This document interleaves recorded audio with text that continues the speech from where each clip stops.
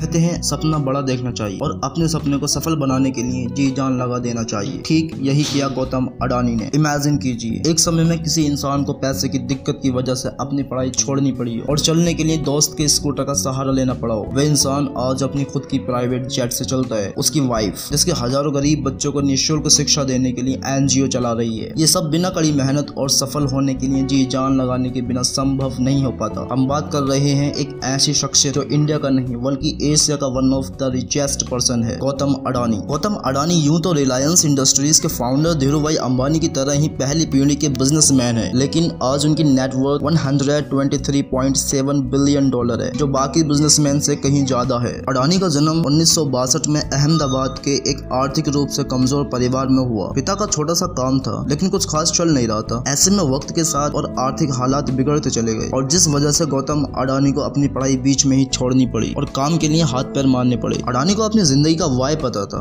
यानी वे काम क्यों कर रहे हैं, इसलिए उन्होंने जी तोड़ मेहनत की और कम उम्र में ही धंधा दौड़ा दिया। लेकिन उनकी किस्मत चमकी 1981 से, जब उनके बड़े भाई ने उन्हें अहमदाबाद बुलाया। दरअसल भाई ने सामान को लपेटने वाली प्लास्टिक की एक कंपनी खरीदी, मगर वे चल नहीं रही थी क्योंकि जो कच्चा माल चाहिए था वे जरूरत के हिसाब से नहीं मिल पा रहा था। बाहर देशों से कच्चे माल को इम्पोर्ट करना पड़ रहा था। ऐसे में इसे एक अवसर के तौर पर देखते हुए अडानी ने गुजरात के कांडला पोर्ट पर प्लास्टिक ग्रेनुअल्स का इम्पोर्ट शुरू किया और 1988 में शुरू की अडानी एक्सपोर्ट, जिसका नाम बाद में बदलकर अडानी एंटरप्राइज रख दिया गया। इसमें धातु और एग्रीकल्चरल प्रोडक्ट और कपड़े की कमोडिटी ट्रेडिंग होती थी। काम चल पड़ा तो कुछ ही समय में अडानी और कंपनी इस बिजनेस से बड़ा नाम बन गए और फिर 1994 में अडानी एंटरप्राइज को शेयर मार्केट में लिस्ट कर दिया गया और फिर साल था 1995 का। ये वह साल था जिसने उनके आज इस मुकाम तक पहुंचने की नींव रखी, क्योंकि इस वक्त गुजरात सरकार पोर्ट डेवलपमेंट के लिए प्राइवेट कंपनी की तलाश कर रही थी। ऐसे में जैसे ही ये खबर अडानी तक पहुंची, उन्हें कमाई का एक और सोर्स नजर आया, इसलिए उन्होंने गुजरात के सबसे बड़े बंदरगाह मुंद्रा पोर्ट को ही खरीद लिया। मुंद्रा पोर्ट को खरीदने के बाद 1998 में गौतम अडानी ने Adani ports and logistics company की शुरुआत की। वैसे